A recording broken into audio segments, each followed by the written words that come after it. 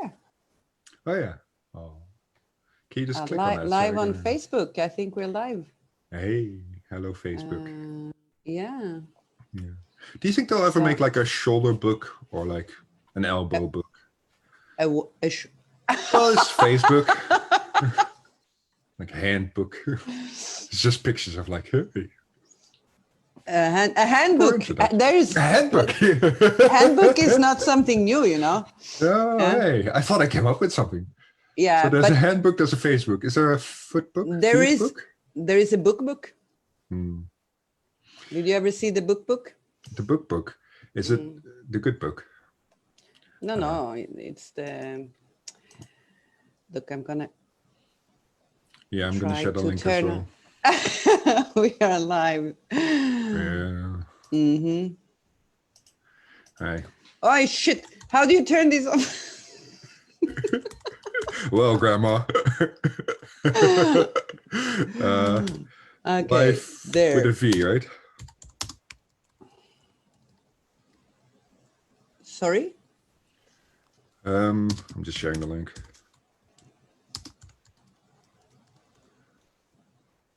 Oh, hey, look at that. That's incredible. Modern technology. Yeah, it's nice to see that somebody gets it. Really? Or really not. It's like, click this and then stuff explodes. I know. It's hard. Yeah. So I'm trying to see. Okay, we have 29 there now. 29 people. It looks like I'm frozen on Facebook. Are you? I want to check Facebook joins. Am I frozen? Is there? Yes. No. Maybe. Oh. Wait. We could sing songs from Frozen to pass the time. I only know the dirty versions, though.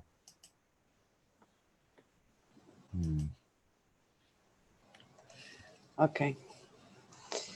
So I cannot see the Facebook. That's fine. That's fine. I think we're almost there. It's 3 o'clock.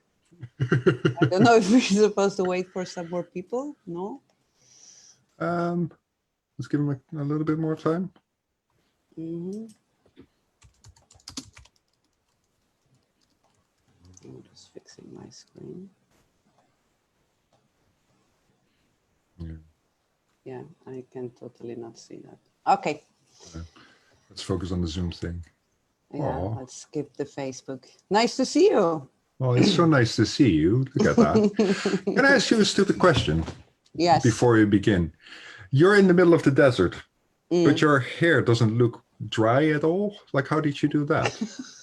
I washed it. Is that the secret? Maybe you should try sometime. What are you saying? It's my hair? Yeah, it's okay. Okay, Dan, should we get serious?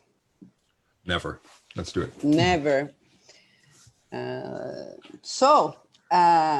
Just to introduce myself first, maybe. I'm Lotta, and I'm working as a SSI training director in freediving, obviously, besides having dive centers in other places. But I'm here now to talk to you.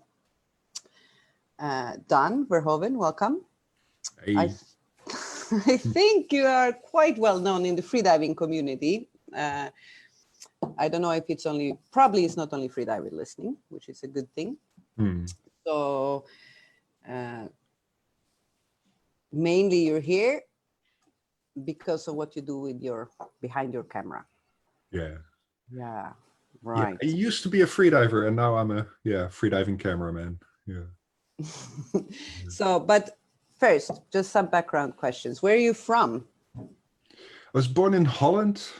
I lived there for 20 years. Then I moved to New York for a couple of years. I moved back to Holland. What did you do in New York? I studied communication there, and then I worked there for a year as well. So no freediving there. No, because there's 2 rivers there, and they're both filled with car wrecks and bits of concrete. Diving. And yeah, it could be fun, but also uranium and okay. Yeah, it's not especially at the time, it wasn't the cleanest of places. Yeah, so I never freedived in New York. Where do you live now? Not in Holland anymore? No, I moved to the UK, to London in 2011, because I met a UK girl that I really liked, Georgina Miller. And then we moved to Cornwall, which is in the south. I always forget, east? No, west. Southwest of the UK. So we live here now by the sea. We set up a dive center. Yeah. And now, yeah. You're locked in Cornwall. We're locked in here, but it's like it's a good place to be because we have the sea right next door. So like I went swimming yesterday, and yeah. Okay, you're allowed to go out. Good thing. A little bit, yeah. Like we're not allowed on the boat to go out. Like this is the kind of sea where you have to go like 10 minutes out to find 50, 60 meters, but we can do shore dives. So okay, yeah, pretty good. Nice enough. Nice enough. Yeah. Yes. So let's go to your freediving career first. So when did that happen? So and I why? Started. Yeah, why freedive? I started in. I always forget if it's 2004 or 2005. It must have been 2004. I was on a scuba trip in Marsalam in Egypt, together with a friend. And one day we went on a snorkeling trip. And we took this old analog depth gauge, and we did this stupid boy thing. Like we wanted to see who could take it deeper while snorkeling, probably with the snorkel still in our mouth and everything. So I went to 8 yeah, meters. Of course. And then he went to 9, and I went to 10. He went to 11, and then there was a wreck at like 15 meters, and we touched like the top of it, and we had much more fun on that day than we had with the scuba diving. So that kind of like that kind of set something off. And then he back in Holland, he found this documentary was playing in the IMAX in The Hague called Ocean Man. You've heard of Ocean Man. It's the rivalry between between Pipin and Umberto. Yeah. So we're in like an IMAX theater, so that screen is massive. I'm staring up and I see Umberto going to like 80 meters with his bifins and Pipin to like 135, I think, on the sled that time. I'm just thinking to myself, it's beautiful, but like it didn't connect. I just thought that's madness. Until there was a scene where like, I think Pipin is in Cuba somewhere and there's a wreck and it looks about 10, 15 meters and he swims above it and then he goes in. And that moment I got goosebumps all over because I kind of recognized that, and I thought like that's a step I might be able to take. Like going to 80 meters, that was not like something I thought was conceivable. Yeah, but was entering, I never got there. No, but, okay. But like now I can kind of go like, okay, I've seen so many people do it. It's like that's not insane. Yeah. But going into a wreck, that kind of like that was conceivable. Like I thought like, ooh, that might be doable. And at the same time, that documentary gave a name to what we were doing. Like it was called freediving. So then we kind of got on Google and researched freediving in Holland. And there was a teacher there called Bill Megans, who, he was one of Umberto's pupils. He was never a famous freediver, but like in Holland, he was like the big guy because he could hold his breath for an astonishing 5 minutes. You said 2005. Okay. 2004, 2005, I think. I think it must have been 2004. Because I quit smoking in 2005. That I remember. But I was still I was freediving for a while. Yeah, I was freediving for a while I was still smoking because I thought like, let's make it hard for myself. Yeah. That was really difficult. Sounds like you. Yeah. Yeah, why take the easy road, right? But so Bill taught us like an introduction course. It was just a static breath hold. But like he taught us that idea of like what you're experiencing during a breath hold, like that uneasy feeling is not so much low oxygen, because I thought like, oh God, I'm running out of oxygen. I'm about to die. I'm gonna, very dramatic in your head, like I'm dying. And then when you realize like, no, that's just carbon dioxide, that helps so much. That just that idea of like, okay, you're not actually dying. It's just CO2. Unpleasant. Yeah. Yeah, just a bit unpleasant, just a signal, but it's not like as drastic as you think it's going to be. Yeah. And that just changed everything. And from that moment on, it's like, this is what I'm going to do. Yeah, it really clicked. Like I was in the pool almost every day, and then I quit smoking as well. And then like it also, like freediving became a thing of like, this is how I'm going to get healthy. And this is like, this is my way out of, like, I was not in a good situation back then. So that was like a way out of that. So yeah, freediving started, 2005. That I heard several times, like from people, like Right? they're starting to actually change so many things in your life, especially the part you say, like with the health, starting to think about like your health and what you eat, or Yeah. not I would, smoking, or yeah, I sometimes think about freediving in terms of like, it's almost like a megaphone, isn't it? Like, like you go underwater, you hold your breath, and like something inside of you goes, "Hello, this is what's ailing you. This is what's going on." And it's like, oh, okay, that's interesting.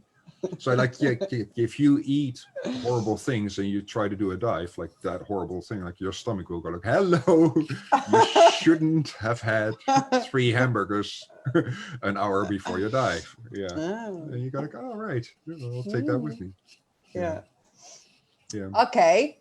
So you started like that, and then you I know you've been competing on, maybe did some records. I don't know. Can you tell us about that? Yeah. I mean, obviously you didn't start with competition. At this time, you didn't know there was competition probably when you first started. No, when I first started, um, so I think like I quit smoking in 2005, and because I quit smoking, I started training a lot more, because otherwise I would have probably like killed someone. Like the withdrawal symptoms were a little bit, so I had to like take it out on the pool. And because I was training so much, like you kind of naturally get better. Yeah, And I helps. was training together with a friend, and he was always one step ahead of me. Like he was the one who, like in Egypt, he touched the wreck first, and he was like usually a meter Oh, or two okay. ahead of me. His breath hold was like a minute better. His dynamic was like 25 meters in front of me. So that's nice as well. Like you try to catch up a little, and you motivate each other that way. And he was the first one to go to a competition, and I kind of went along to just check it out, because I didn't think I'd be interested in competing in this. I just wanted to like be in the pool and get it out of my system. But the first competition I went to, I remember Herbert Nietzsche was there, and I think Tom Seals was there. And that was like a high level competition. And like I saw Tom going close to 9 minutes. And you know what it's like. You watch a static, and the first couple of minutes is boring as all. But then you like he got to 5, and I'm like, he's at 5, and you could see like the little movements of his contractions, like, whoa. And at 6, so no way. At 7, it's like, oh. Like everybody around him, like the atmosphere was just electric. Yeah. And it was so thrilling to watch somebody do nothing. It was so weird, but it was so thrilling. And the whole ambience, like everybody there was so friendly. They like, it wasn't like, I used to play basketball, and that was always like a little bit of animosity and kick your ass and everything. Yeah. It was nothing like that at a It was freediving never competition. like that in the freediving competition. I don't know. Now I don't compete anymore, but that's one of the things I really, really liked also with all the competition. I mean, it's Right? like such a nice community, and you always felt like no matter if you were a beginner, like a complete beginner can go walk up to Herbert Nietzsche and say, how do you do this? And he's like, oh Yeah. yeah, like this, that, this. Like Yeah, there you just was, keep your head down. yeah, but no, even, there was no difference. It was very little of this, oh no, I will keep my secrets to myself, or I'm better, Yeah, so I'm not going to talk to you. Like a very nice community feeling. I exactly. totally agree. Yeah. So that was my first like interaction with the community. And it turned out like competitions were actually really fun. And then I thought about it in ways of like, I kind of want to test, like I never took it to the max during trainings, because like we didn't really know what that was like. So I thought like, oh, competition is a good place to take it to the max. So I started going to competitions a little. It's mainly talking pool now still, right? This is still pool, yeah, still pool. Yeah. Yeah. And I did my first 100 meters there, and that was fun. And my first 5-minute static and that kind of stuff. And it's like, that's when like the bug really got me of like, oh, I want to see what I'm capable of. Like But is it the pool disciplines that I mean, obviously at the time they were your favorites. That's what you were doing. But did that evolve or? No, You kept the... I did the pool mostly because I wanted to get better at depth. Okay, so that was the goal from the... So yeah, the pool was to get fitter and to like exercise the smoking demon, get that out of my system. But also like because we've done like a couple of dives in Holland in a lake, and it was only like 18 meters or 20 meters deep, but it's cold, dark, Yes, scary water, and like I know. yeah, and if you know that you have like 100 dynamic in you, then being at 20 meters is not as scary, you It's know. true. So that's kind of like I just wanted to have that on it, like have that experience of knowing like I can easily make it back up and take that experience with me so I could be more relaxed down there. Yeah. And then Cool. yeah, like the first time I was actually allowed to go a bit deeper because like there's no lakes deeper than 20 meters or something in Holland. Is there even a lake? Well, the whole country Yeah, is a it's like lake. a puddle. Like, it got flooded Dry and lake. it Yeah. got flooded and it never like it never dried up. So that's kind of Holland. So we went to a thing in Hemmoor, which is a lake in Germany. In Germany, yeah. And it's an old quarry and it's a chalk quarry, and chalk and water do interesting things together. So the water is quite clear, and it's because lakes are usually quite green, but because of the chalk, it's kind of greenish blue. So I instantly fell in love with that quarry. It's so beautiful.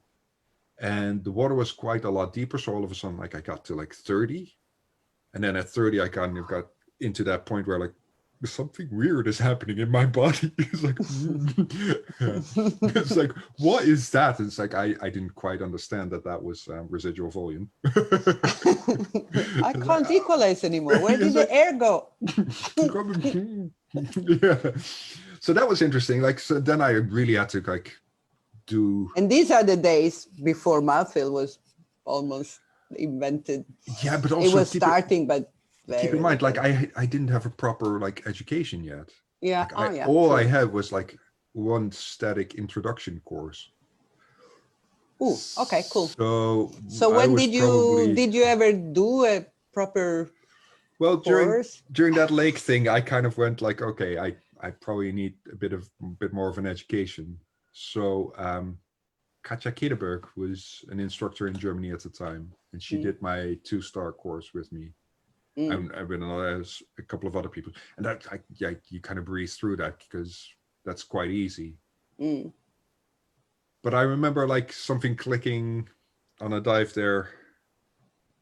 I came back to that same lake a month later because there was a competition there, and something clicked. Like I could let it go a little bit more, and I could relax a bit more. And with fins, I fell through 35 meters, and I came back up, and the competition was the next day. So I did like a typical stupid thing. The Dutch national record no fins was 35 meters. So you did a 35-meter with fins. I did 35 with fins, so I announced 36 no fins because I figured, oh, that's just fun. Like I like if I can make it down there, I can swim it back up. Like I wasn't really afraid of the depth, but I'd never done it before. It's in a 5mm suit. It's like there was all kinds of stupid things. Like I wouldn't be. This is where I'm supposed to say, don't try this at home. Don't. I'm telling you this story as an example of how not to do things. But like on the competition day, miraculously, not that miraculously, but yeah, I did that dive. I came up, and the next guy who was diving was also Dutch, and he was going to do 37 no fins. And he was much more experienced, and I thought like, okay, that's really cool. Like I have a national record for 5 minutes. Yeah. I thought it was funny, but like he was really nervous, and he had slept very badly, and he hadn't drunk enough. So when he came up from the surface, he missed the line, and then he missed it again, and he had a good old shake and he missed the record. And he missed the record. So then all of a sudden I have a national record. It's like, and I've only been doing it for like a year. Like this was 2006. So that's kind of like set the thing of like, I started setting national records.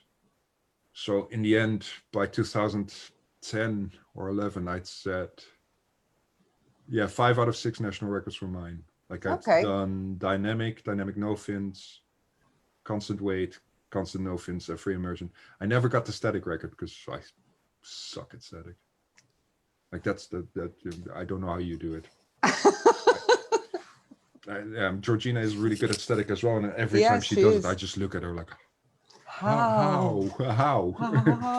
Yeah, it's brilliant. Yeah. So I never got it's all about falling asleep, really. Yeah, my most pleasant statics were like that. Like I've done 6 minutes, but that was that was 3 minutes of that was like a really pleasant nap. Yeah. 3 minutes of it was a horrible fight. Yeah, it goes, you need to be good at switching between the total relaxation and fight mode. That's one of the keys. Okay, cool. So this is you starting competing and doing records and everything. But, now you're working as a photographer, videographer. So when did that like you started freediving first and then suddenly like, oh, hey, I can take underwater pictures too. Like, how did that happen? Or what came? It was a weird transition. Like, so I started doing records and I was in the beginning quite enjoying it. But after a while, it became diving for numbers. Like, it's like you don't get the sensations anymore. And I had this perception of like, I don't know, like you're not diving anonymous anymore in a way. Like it's people are watching you and people are beginning to expect things of you. And it's kind of like, I didn't like that feeling, but it was mostly ego. It was mostly like if I didn't get like deeper or if I didn't get then it wasn't a good dive. So not a good attitude. So I think in 2009, I took a break, but because I love the community so much and because I knew I didn't want to miss my friends, I started doing safety diving a lot. So in 2009, I was at Nordic Deep in Sweden. I was there purely just to do safety. And then I went to the World Championships in Aarhus, the Pool World Championships in Aarhus, just to do safety and just to like watch other people. And like I've always still be really a part enjoyed of the community, like you said. Be a part of the community, watch the dives, be there with them. Because like I've first and foremost, I've always been a big fan of freediving. So and it turns out as a safety diver, like my first safety dive was in with you guys in Dahab during a competition. And you get to see everybody dive, and it's such a pleasant thing. So in 2009, I switched to being a safety diver more. And then Stavros started, we met each other in 2009 in Aarhus, and he had kind of a professional safety team. So like he would pay people to do safety at his events. So in 2010, I did a lot of safety for Stavros in Greece. And I also, like he also educated me to like a freedive instructor. And around that time, I was also like, I was starting to take pictures, but dry pictures on land. But I also got like this tiny little compact camera that you could take underwater for like 6 meters or 7 meters. It couldn't do much. That's how it starts. Yeah, you need to start. That's how it starts. Like you need to do that. So it started with so it went from like safety diver, like competitive diver to safety diver to instructor. And like slowly, like the camera just kind of took over. So there was a couple of events where I was a safety diver primarily, but I also took pictures. And then one event I just was there just to take pictures, and yeah, I never looked back, because that was like the perfect combination. Like as a safety diver, you get to experience all the dives, but as a photographer, you get to experience all the dives and document them as well. And that was like, that was perfect in a way. Okay, so technically you've started with the freediving and then you get into the photography a little bit, or yeah, it's well, it's again more complex. It's never easy with me, is it? No, I know. Yeah, no, the photography, like in a way, when I think about it and I look back on it, I've always been a freediver, and I think most freedivers feel that way. Like I was one of those kids who like swam underwater more than on the surface. But I've also always had, like, my first memories are of light beams and of like squinting at a light. No, yeah, when you squint at a light, you know, you do that thing. You see little beams, and I was always fascinated by that as a kid. And I was always watching like where the good light was and where, like, I'd always been sensitive for that. So in a way, I was always a photographer and always a freediver. But when I was 19, I applied for a photography college in The Hague, and I didn't get in. Like, they looked at my portfolio, and it's like, and I saw my portfolio the other day, and I wouldn't have let me into. No, okay. That was not very good. But I made the mistake of thinking like, okay, that means I'm not a photographer. So I stopped photography for a while. And then when I started freediving, because my mom was worried about me, I got a little cell phone to let her know like I'm okay, and I've made it, and don't worry. And the cell phone had a little camera, and that little camera got the ball rolling again. It's like, oh yeah, this was fun. Yeah, this was what I liked too. This was fun. And then I got a little compact camera, and then a bit of a bigger camera. And like by 2008 or 2009, I was already with a good camera taking photos, but it was all topside. Yeah. So which came first? I don't know, the chicken, the egg, it's the omelet. It's like one big like. So technically it was like the opportunity to combine these two passions in the end, like you liked photography and freediving, and then you started doing it. Again, it was more complex than that, because my dad said like, okay, I like licorice and I like mayonnaise, but I don't want to necessarily combine them, you know. So it was one of those things where I'm kind of going like, okay, freediving is so important to me. If I don't want to have that interfere with anything else in my life. And photography was so nice that I thought I didn't want to taint it in a way. But then in 2011, winter of 2011, 2012, we were in the Bahamas training, and our friend Rob King had an actual really good camera with a good lens in a housing, and he was crazy enough to lend it to me. And I remember that moment. Like, George was at the surface, I went down to 10 meters, and I lined it up, and I'd been used at that point like to the little compact camera for underwater photos. But when you want to take a good photo, you have to bring the camera to your eye, right? Yeah. So with this camera, you could do that. So I brought it up to my eye, and I lined it up, and I waited for her to dive. And she dives, and she comes by, and I wait for the right moment, and I press that button.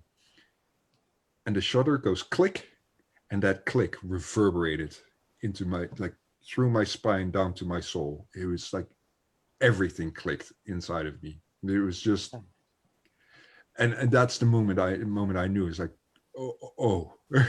This is why I'm freediving. Well, not just why I'm freediving. This is what I want to do. Like, I never knew what I wanted to do with my life, and then I discovered freediving, and I thought, okay, freediving I hope it's going to be part of it, but like professional freedivers, like, how the hell do you do that? But as soon as that camera got into play, and it clicked, I kind of knew, like, okay, underwater photographer. That's it. And that's like when it clicks. But this is your full-time occupation at work. You it took, because then I had to, like, I remember coming up from that dive going like, oh shit, because now I have to get a new camera, get the housing. So like, I know how many thousands of dollars that is. So I was like, oh shit, I'm gonna have to do this. So I worked my butt off for, I think, more than a half a year. I was saving up to get the camera, and then I borrowed money to get the housing. So by the summer of 2012, I had a camera and a housing. And then pretty much my first outing with it, technically my second outing, but I had footage that I sold. So, and then you can, like, as soon as you sell, you can call yourself professional photographer. Like, I'd sold photography before, but like, that was dry stuff. This was like my first wet gig. And I sold, and then I still had to, like Georgina had a landscaping company, so I was working for her.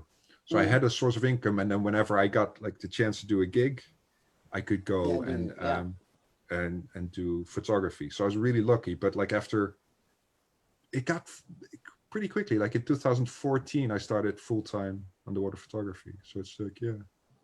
Like No more 26 landscaping for you. No more landscaping, no. Just behind the lens. It was good to have the job, but it's like it was good to say goodbye to the job as well. Yeah, once you find, So, but once you find what you want, once you get that, like once you, and especially because it took so long for me to get there. Like I was 36, 37 when I found out what I wanted to be when I grow up. No. Bit late. So maybe you're grown up now, almost. How dare you, Lotta? Nah. No dirty words between us. No, but yeah, but it is what I want to be when I grow up, and it is what I am now, and it is what I want to be for the next, like as long as I can do this. Exactly. Like I don't. You get to travel a lot when you with this new job, not the landscaping. You know? Yeah. I travel about 6 months a year, I think. Wow. So, do you have any favorite places you like to go, or most funky memories you want to share with us, maybe? Oh, there's well, look at that. That's one of my favorites. So that's Dean's Blue Hole. That's in the Bahamas. That's where I first started my underwater photography as well. Like the first actual pictures I took were there. And yeah, if you look at that frame, I mean, it's that hole puts such a nice frame around the freediver that like, and it's so rare to take deep pictures when there's still like something in the background, because usually our deep pictures are blue, right? Yes. So you have to go to a place like a blue hole to get that kind of like, to get background in there. So yeah, Dean's Blue Hole is, and it's a magic spot as well. It's kind of like if God said like, let there be a perfect freediving arena, he'd like put his finger down and it's like there. I think a similar spot is, I think, the Blue Hole in Egypt. Well, you know. Yeah, I know that one. That spot. That one I know. Yeah. Yeah. Because like the coral around it, and the depth, the saddle, which we can see here on the picture. The saddle is gorgeous. And then if you go to the left a little bit of that picture, then there's the arch at like 50 meters. And I remember like probably my favorite dive of all time was like the first time I saw the arch, because you have to get to like 50, 55 meters and then you get a good view of it. And you know how many people they're striving to get there, to see the arch in the first dive, you know, they keep going. And then they finally get to around 50. Yeah. And then they come up and then they say, I forgot to look for it. I was really lucky because my first time, because I wasn't going to watch the arch. I just wanted to learn how to equalize because I was like stuck at like 40, 45. So I just kept like at a certain dive, the line was set to 70 because somebody else was diving after me. So I just kept falling as far as I could. And then like I lost the mouth film and I had that weird feeling. And when I fell, like I let my feet fall around me. And like out of the corner of my eye, I saw this blue shining light. And I was like, what the hell is that? And I turned and there she was. Like the arch. She was, Yeah, to me that was like, because it was like, oh, she made that kind of sound. It's like a cathedral. Yeah, it's and I for me that was almost like a religious experience. That was like I was hanging there and just completely mesmerized. I think you froze. Oh shit! No, you're back. I can hear you.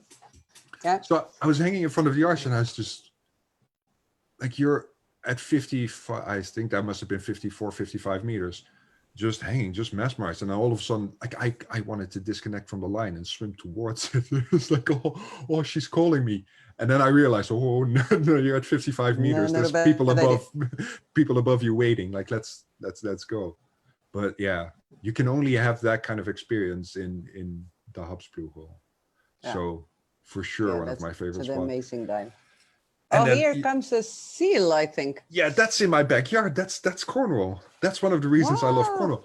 Also because like look at that environment, like the caves, and I still love, like I still have a weak spot for wrecks and caves and like stuff that you have to enter into because it's still a little bit scary, but like I like that mental flip switch that you have to flip. You kind of have to go like, okay, I commit to this cave now, and then you go in, and then all of a sudden there was a seal. So there's seals in Cornwall. Wow. There's blue sharks in Cornwall, which are really cool. But also, like, it's the Atlantic, so it's such a lively sea that it feels real. Like sometimes when you're in a blue hole, it's unbelievably beautiful, but there's something very vibrant and lively about being in the Atlantic and being kind of rocked by the sea and being amongst seaweeds and weird fishes and that kind of stuff. So sometimes I just go down to the bottom there and like lay at the bottom at like 80 meters and kind of rock with the tide. It's really lovely. When I've seen, I mean, obviously I've seen several photos of you from there too. Yeah. And every time I see them, I'll visit. Yeah. It looks Bring a nice. 5mm though, because it's No, sure, I have one. yeah. But like if you And like, I did start freediving in Sweden, so I know. oh yeah. You're hardcore. So yeah, Cornwall is fantastic. And then recently I've been going to Dominica. And Dominica is one of those islands, like look at that. Look at how vibrant that is. Yeah. So Dominica has the qualities of like the sea is really lovely, and in that bay, it's the Bay of Soufriere, you get all the depth you want. There's pretty much no current because it's in the crater of an old volcano. So it's kind of protected from all sides. So almost no current. It's quite still. The temperature is lovely. It's like 27, 28, 29 degrees. So in theory, you don't even need a suit. And Johnny built a really good platform there. And then the island around it, it's really green and vibrant. And I can see, yeah. yeah, like the bees make excellent honey. There's waterfalls, there's thermal springs. Oh, it's a very energizing kind of place. So yeah, I think those are pretty much my favorite places so far that I've seen. So far, yeah. So far, yeah. It's There's not so the many, end. Lotta. It can feel like the end of the world right now, but I don't think it is. So No. there's probably gonna get more opportunities to go somewhere else soon. I think so. Yeah. I think so, yeah. We've been talking about you as a photographer, but I think maybe most people, freedivers maybe, know you as a videographer. Right. Considering your 200,000 plus subscriber on YouTube. How did that happen? So you had these two passions, and then suddenly you boom as a videographer, underwater freediving videographer. Yeah. I think I blame Red Bull for that one. So yeah. I had, because I always liked having videos as well, but it was always kind of like a behind the scenes kind of stuff. Like it's more like I put a video, like a GoPro on top of my dome of the main camera, so I also had video. It was mostly like I took pictures and then I had that thing running. So I also had some video. And then Red Bull was looking for freediving content, and they liked a photo that I took of Tim Money in a lake here in the UK. And I told them like, oh, I have the video as well. Like we went into a plane wreck at 27 meters deep, and that it's one of the scariest thing I'd ever done. And I thought like, oh, the video was actually quite nice. I went in there to take photos of him, but the video turned out to be quite nice. And we also had like a camera strapped to his chest, so we could combine those two types of footage. And that did surprisingly well. Like I sent them the files and they made something out of it. And that so you video, sent them the whole raw video that time? Wait, did I? No. What happened is I made a video of it. I thought, do you like? I sent it to him and said, do you want it? And they said, yeah, we do it, but like they have their own music catalog, so they had to like change the music and they put some horrible tune underneath it. But it did really well. And then I figured like, oh, that's like a nice. That's another thing. That's a nice thing. I get like it paid for the GoPro and it paid for a couple of things, and it's like, oh hey, that's fun. And the other effect of that was that when Red Bull like a large platform like that picks you up and like tags you, then all of a sudden my Instagram and like that video never did really well on my YouTube, but another video I did for them for Red Bull in Nemo, that deep pool in Belgium. Yeah.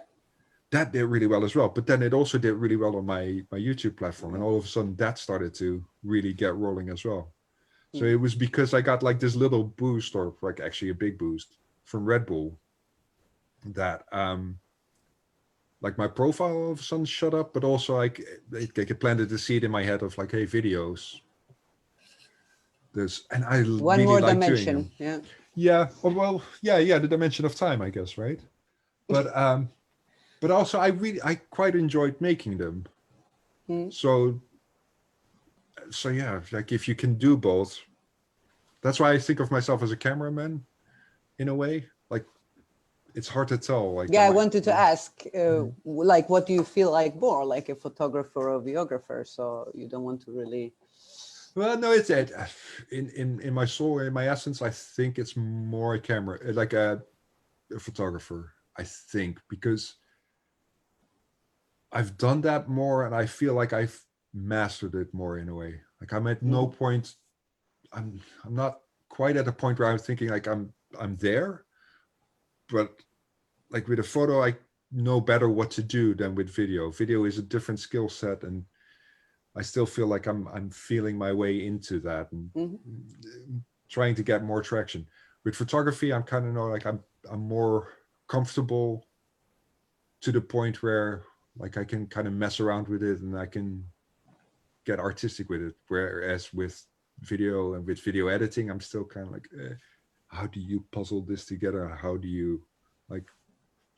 I feel like I'm struggling with that still. Still an interesting challenge. But photography is, I've seen a lot of your videos, obviously. So, I mean, one thing is that you have a lot of funny ideas. I think that's very funny. Like you have to have an idea. Like there has to be a script to it somehow. Well, yes and no. There's different ways of doing it, but you do some kind of staged things in videos, and then. Yeah. Well, like what do you like most, or how do you see the different ways of both photo and video, by the way, like what you prefer or what you do more? Kind of like, because I started out as a photographer, I documented things. So I was like the kind of like there was an event and they just wanted me to show what the event was like. So it's not so much that you stage things, it's like you show what is there, and you're not really, you have to be in the background, you have to kind of be the fly on the wall thing. And I think I did the same in the beginning, especially with freediving. Like you're just there to document things. You don't want to be in the face of the athlete and go like smile or like face the light or anything, because they are concentrating. So that documentary background that I had in photography, I took that to freediving and freediving videography as well, like that kind of fly on the wall stuff. So you just show a dive as it happens. Like in this case, like this was Anna going for no, that's Andrea. That's not my video. Yeah, but that's where did that come from? No, that's not it. There we go. Here we are. So like Anna, like when she's breathing up, you don't really want to be in her face. One, official top, plus one. It's cutting a lot now. Yeah. Can you still hear me? I hear you. Can we turn the volume of the video? Yeah, that's Sam. So like with this kind of shot, I loved it doing this kind of shot because like you just have to follow what the diver is doing. You don't you don't get to direct them. Yeah. And then every once in a while you get like she's in just the right place and I'm kind of in the right place with the sand falling. Like you get the overview shot and you're happy with that. I really enjoy doing that. The reason I don't publish more of those kind of videos is when I talked to Red Bull about providing them with content, they said like, we're not interested in line diving. Most people aren't interested in line diving.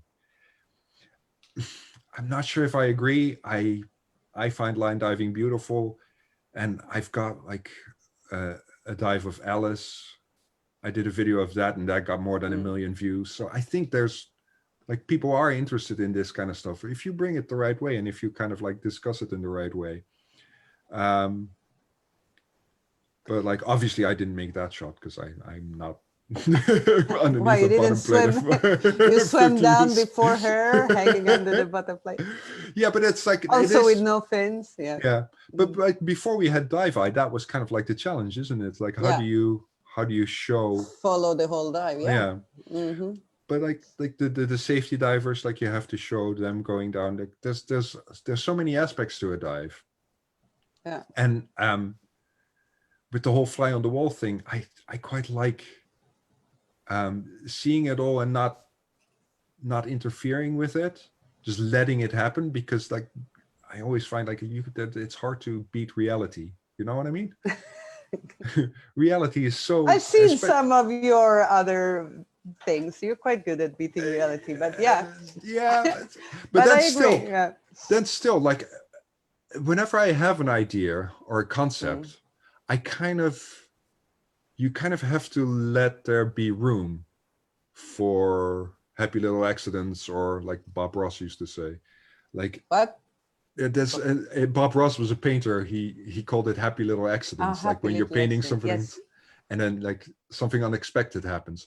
And reality has a way of doing that. And I think like Yeah, we I don't want try to miss to- out on those. Yeah. no, exactly. And I think because I had such a background in documentary footage, you kind of you almost rely on like reality filling in the blanks in your ideas. Like so, whenever I go into a staged production, Yeah. I tend to go into it with an idea, but also like a very loose kind of like I like to have it. See, yeah, you leave the room for You have to leave room. spontaneous or yeah. Exactly. And also like because like it's always corporations, so you're working together with another person and they need to have the freedom to fill in the gaps as well. And then like the light sometimes does surprising things, and there's a fish in the way, and then you hit your head on some coral. Like yeah, like reality is very fascinating that way. Yeah. So, which is your own favorite video that you've made? Oh, that's a mean question. Isn't it? There's so many of them. No. No. There's one called Who Needs Wingsuits, and it's one of my favorites because there he is, Stiggy. It's one of those films where it was the first time I actually had time to prepare something. Like we were in Dahab. This was obviously filmed in Dahab, and we were there for I think 2 or 3 weeks. And I had this idea in January, and then by the time April came around, when we filmed it, it had started fermenting and bubbling and evolving into all kinds of things. So I had all these different types of shot in mind, but you never know if they can actually if it can actually be done until you start doing it. And like my idea was kind of radical because I wanted Stick to just jump into this really tiny hole and like he's doing now and just fall down it. And without goggles, without anything, because I wanted to show him as a human. Like I wanted to make it as human as possible. So that's like, it's a little bit dangerous. You did let him have a nose clip on, though. Yeah, and of course that we was did. Nice like, of you. Yeah, it's like, no, you flood, you bastard. Get those sinuses going. But this kind of footage, like when you have it in your mind, that's one thing. But then when you see it happening in front of you, to watch that idea that you had become a reality and be so much better than what you had in mind already. Oh, that was delicious. And like we had several days to shoot this. So like we shot this on one day. That was a freaking scary shot. Like I came up with that shot and then I just went, oh no, what did I just do? Because you're also obviously freediving. I'm freediving, so I have to So lay how down deep there. were yours? That's around 30 meters for you to sit there. Yeah, on the that deck. was Yeah. 32 meters. And then Yeah. laying on the bottom at 32 meters, waiting for somebody For- to fall through that tiny hole. And so like obviously we had two good safety divers, one to look after Stieg and one to look after me. But it was like to have an idea become reality like that, and to have the time to have it become reality. Because usually I go to like a competition and you have like an hour here or an hour there to do something else. But here I had a week to shoot this. And this is another one of those footages, like another one of those shots, like I had it in my mind and then you see it happening in front of you and your idea becomes reality and you just go, yes. Yes. Yeah, I can see. And it's a really nice movie. I really like this one. Oh, it's, So I totally understand it. But from your point of view, obviously, it's even more exciting. Yeah. To, you know, you to see the picture it's just in your head and then. Yeah. And then when because it's really exciting to have it in your head and you kind of have to go like, okay, but let reality shape it. And then Stieg did so brilliantly that it's just unbelievable. Yeah. And who is Stieg? Maybe you want to tell people now. So that is a little bit polite. I always butcher his name. Stieg Prudz. He's Danish, Danish record holder. I think he's got all the depth records. He and a good friend of yours. Yeah, he's one of those guys, like one of my Red Moon movies that went a bit viral was with him, where we just like we stepped a GoPro to his chest again, and he went down to 50 meters in Dean's blue hole, because I figured like at 50 meters you can see the whole blue hole, so like that should be a cool shot. And then we made a little movie out of it, and it turns out like he works really well on camera. Some people like they are good looking, but then you put a camera on him and it kind of falls to pieces. But he really looks cool and he's a joy to work with, you know. So he's a cool guy, definitely. He's a really cool guy. So like you have fun during the shoots and he provides really cool images. So like once that was a bit of a success, like we just started collaborating more and more. And you did the last ones you did was the one in the canyon, right? Yeah, we did one in Canyon. It was kind of like a variation on this one, because Danish television saw some of the movies that we made, and they kind of wanted to know like how do you do that, and can you make another one for us? So yeah, I figured like let's explore that question of why do you freedive? Like why would you jump down a hole that small? So we found an even smaller hole. I made him jump at 20 meters deep. And I made him jump down there. And then I had to film it again at like 35 meters. And I was like, oh shit. Why do I come up with this?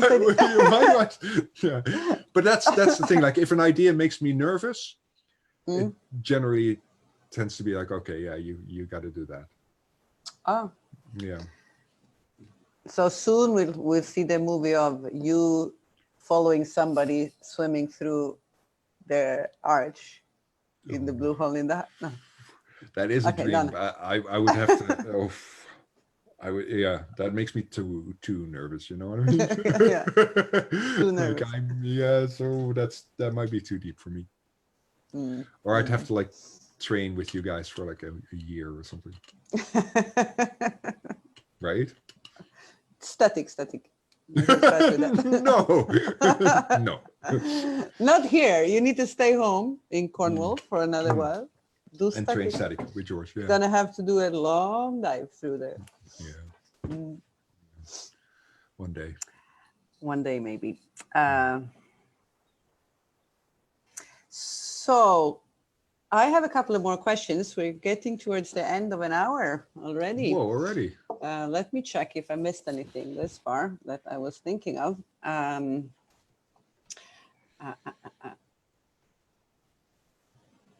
Yeah, no, well, the last questions. You kind of have been, you talked about these last videos with Stig now. Hmm. And I think it's very hard. Like, people don't think about the cameraman. You look at the cameraman is obviously not there. Yeah. You're Yeah. just If I'm seeing doing my job right. yeah. Yeah.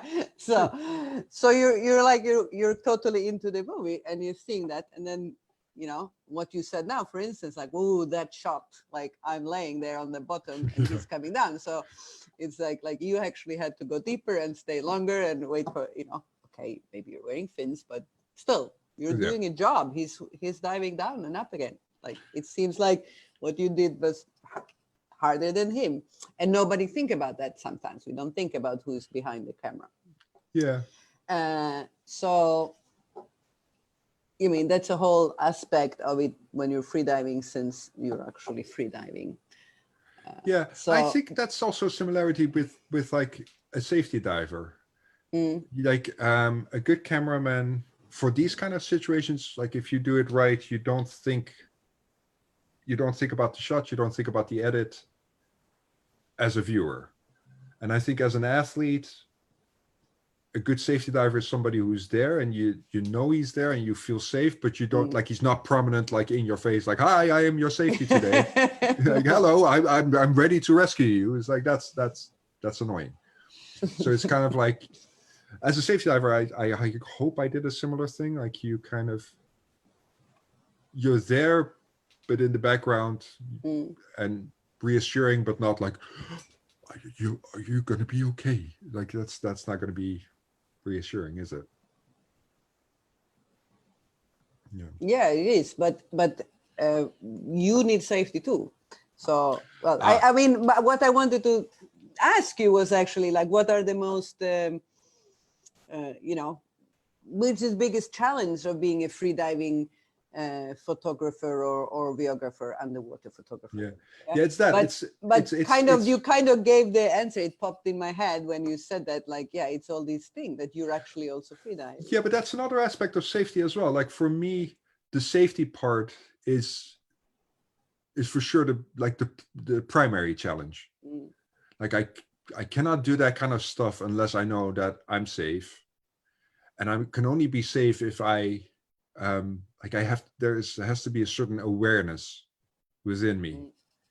So yeah, people will say, like, oh, 30 meters, that's not that difficult to dive, and maybe it isn't, but it's 30 meters with a camera, and I have to frame things and think about framing, and that's the priority at that moment. So then it's very easy to forget what you're doing, and it's very easy, especially if you're in an open environment or something, or you're filming fishes and you're going after the fish, it's very easy to kind of forget about everything and forget about the fact that, the surface is 20 meters away. And you stay a little bit too long. Yeah. Exactly. So that's a major challenge for me. And then there's also, like, you have to keep in mind, like, it might be day 8 of the competition. You might have had, like, I've done vertical blue events where I had more than 1,000 dives. So if there's like already 800 or something dives in your system and your legs are a little bit wooden, you might have like accumulate. My spaghetti is a bit wooden spaghetti. Ew. And you might have accumulated nitrogen over the weeks of diving. So that's something to keep in mind. You might be dehydrated. Like, those are all safety questions that, like, you have to be a little bit aware of. So that's my challenge, I think. Yeah, and having that's the biggest challenge. Like, having a safety diver. I mean, I haven't been taking photos, but it makes such a difference when you dive, when you start diving a little bit challenging dives, to know that your safety diver is a good safety diver, not just picking whoever it is. Yeah, just I'm going to go and take some photos. Like, I just need somebody on the surface. No, you want to know that person and have a good trust with them. Yeah, it's essential. Often it is Georgina, my partner, and like she's a world-class safety diver, obviously. And otherwise, it's always people that I trust, always people that I know and that I like, and that that also know me and know that I'm a very risk averse kind of diver, because I was a safety diver for so long, and I've seen enough to know that it can happen to anyone, and it's always unexpected, and that you kind of have to be prepared for that. Yeah, I take that very seriously, because I've seen too many accidents, and it's like I don't want to be an accident. No, we don't want you to be an accident or anybody else. Yeah, exactly. So what would be then your if you had to give an advice to it's a freediver, but a freediver who wants to really start doing more underwater photography and or videography, like what's the steps they should take? What should they think about? I never feel like I'm qualified to give that kind of advice, because here comes the old fart telling you young kids, don't do what I did. You're not grown up yet. But do what I did. Like, I really like that I didn't do it consciously, but the fact that I did so many safety dives and was a safety diver for so long, because of two things. Like, you are aware of the dangers, and you train yourself for like the repetitive deep dives. You train that stamina, tolerance, really, and the stamina. Exactly. It's a different way of training. Like, it's not one deep dive, but it's many shallow dives. That's the right kind of training for an underwater photographer, I think. And the other thing is, like, when I started photography, I played a lot. I messed up a lot. Like, I didn't go in there thinking like I'm going to be the best photographer, and I didn't go in there thinking like I'm going to take a perfect picture. Like, I enjoyed the process of taking photos. And then it was the same with freediving. Like, I wasn't the best freediver. I just enjoyed the process a lot. And then you become better quite rapidly if you enjoy the process and you do it a lot and you allow yourself to mess up. So allow yourself to mess up. Yeah.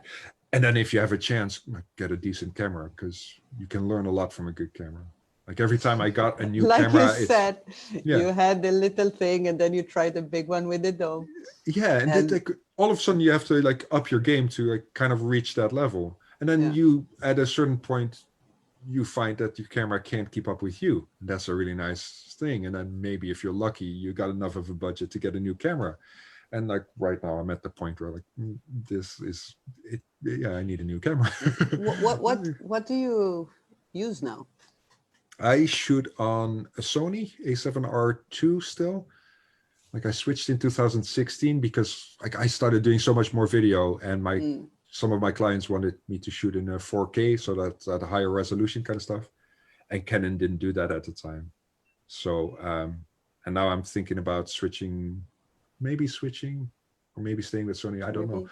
But like, I was gonna buy a new camera this year, and then things happened, and I don't think I'm gonna buy a new camera this year. Maybe not, unless there's like a manufacturer that gives me stuff. That would be nice, but like, yeah, not this year. Could happen though, but maybe they are not. Also they are in the same year. Yeah, remember now. Yeah, they have that. They have that year as well. Same year. Yeah. Same time. Yeah, okay. It's not the year for it, I think. So yeah, but my camera is still fine. So. But do you teach? Do you teach freediving or photography or videography? Like, yes, I teach. We started a school called Equestrian Freediving here in Cornwall. George does most of the teaching there. She's an SSI instructor trainer. I know. As you might know. I trained her. You trained her. And you brought us coffee. I brought you lattes and tea. Yeah. So she does most of the teaching. Occasionally I do like a specialty clinic, because I'm still a freedive instructor with SSI as well. I'm not really interested in teaching beginners how to duck dive. I'm sorry. But I like doing we have different passions. Yeah, exactly. But I like doing the occasional, like I did a no fins clinic the other day, because I still love no fins. And I do I do courses in photography, but that tends to be to people who already know how to freedive and who already know a little bit how to do a bit of photography, because yeah, I'm not good at taking the I don't first baby think steps. maybe starting with beginner freediving and beginner photography at the same time is maybe, like a little bit beginning too much for freedive. the beginner. Yeah, yeah, exactly. Yeah, here's an environment you've never been in with a heavy thing. Go enjoy. Yeah, no, Duck it's not diving is gonna work. hard enough without the camera to start Yeah, with. exactly. And So equalizing. yeah, so yeah, in short, like I do teach.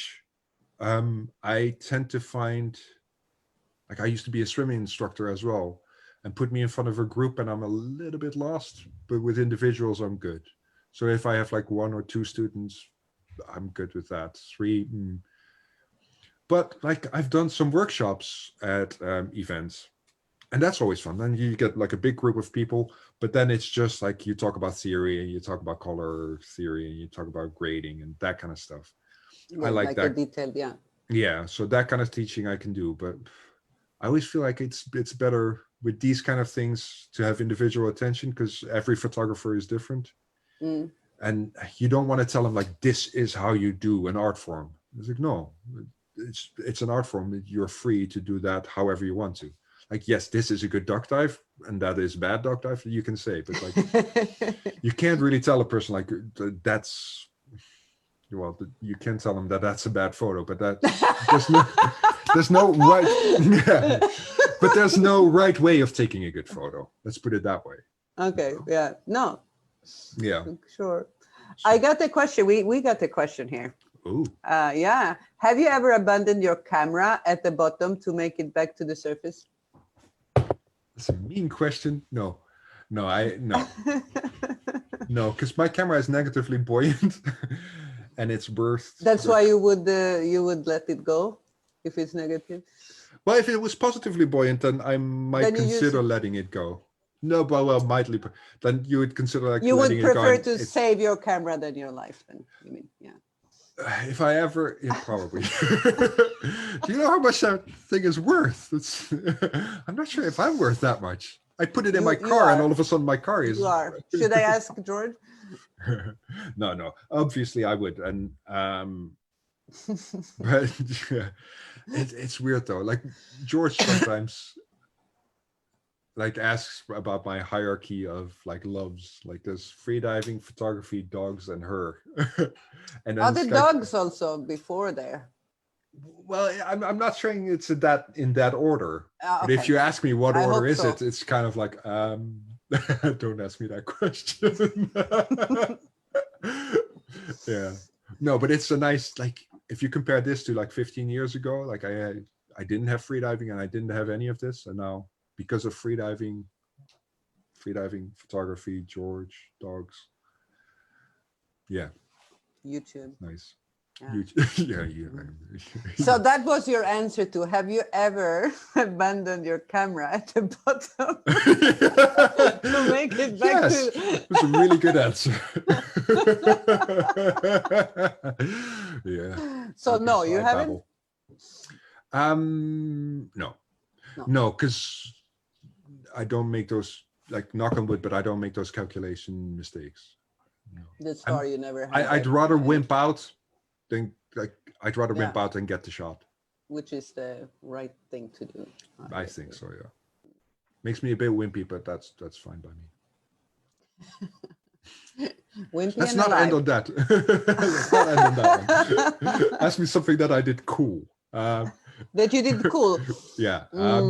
You're the guy who walks around in circles like this in a pool. All right, yeah. Yeah, and then you're also the guy who push up and do one leg stroke. That's true. And go a whole 25 meters. I did, and then everybody said that's fake. I'm kind of. Oh, really? How is it? Yeah. I don't know. Is it CGI or something? I don't really know how George to do. was on the other side, pulling you with a fishing line. Ah, is that okay, yeah. So by the lip. Yeah. Oh, that was lovely. But that was one of those obsessive compulsive moments where you just, like, you're so close to doing something and then finally you make it, because like I got a new suit and the suit was super slippery and it's kind of like, yeah. But ever since I've seen Alexei do it like just a push off and no stroke, and he makes it to the other side. Oh my God! Yes. Takes him about 4 minutes, but it's like, somehow he's still moving with the toes, maybe. yeah, he's incredible. So yeah. I have one last question. We should finish. I just wanted to know if somebody gave you a free trip to anywhere in the world, all fully paid, and you haven't been there before, where would you go? Oh, that's difficult. Part of me says Antarctica because ice and leopard seals. Ooh. Penguins. But another part of me goes, that's cool. Galapagos. Because yeah, beasts. that would be a place you would go. Yeah. I could see you there. Apparently Micronesia is really, like there's some reefs there that are really pristine that I'd love to see. Oh, there's so many spots. Yeah, maybe Antarctica. Oh, that would be cool. They also pay for the suit, right? Like they pay the whole 12, trip, don't worry. 12 millimeter. Yeah. Everything paid for. Like the 3-finger gloves, kind of like. Oh yeah. That kind of. Okay. Yeah, that one. Yeah. Antarctica. Where would you go? Oh my goodness. You've been everywhere. Oh no, I think you've been in more places than me. Really? Somewhere I haven't been. Actually, I think I would like to go and try the orca swimming in Norway. Yes. Jacques. Sorry, Jacques. I would go look Jacques. Orca, That's a thing. And it's cold. Yeah, no, but orca. We have to live with you're that. right. Yeah. You're right. Orca. Orca is cool. Can we do orcas under ice? Not there. Probably not. No. Bring one to Antarctica. Narwhals would be cool too, wouldn't it? Like the unicorn of the sea. I know. Yeah, where are they? Yes. In that place where in Google. Narwalia. In Google. Narwalia. Yeah. I think we're done. I think we're we're getting too silly now. Yeah, we're getting into silly country. Oh, thank you so much for having me, Lotta. That was a joy. You're more than welcome. And apparently they're in Greenland. Somebody said the narwhals. Greenland. So Greenland, Antarctica, Norway, Greenland. Oh, man, I chose some cold places. Cold. You did. Okay, on a boat with a really hot shower. Yeah. I know they and have a sauna that in Norway. Okay, cool. Yeah. Oh, Norway. So if anybody wants to get in contact with you for any reasons, maybe trying diving in Cornwall. We will put a link in the Facebook chat in the end here now. That's nice. And then and thank you so much for joining. It was a pleasure. Thank you for having me. Hope you enjoyed it. I did. Kisses. Kisses. See you later. See you later.